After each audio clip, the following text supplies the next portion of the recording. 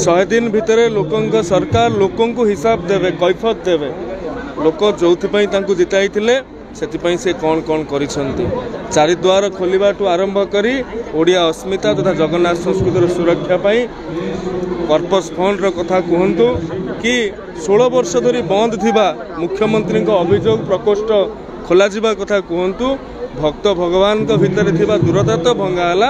तापरे साधारण लोक सरकार भितर थिबा दूरता को मध्य ए सरकार भांगी देइथिबा कथा पालन करुछन्ती सरकार सुभद्रा कहतु धानर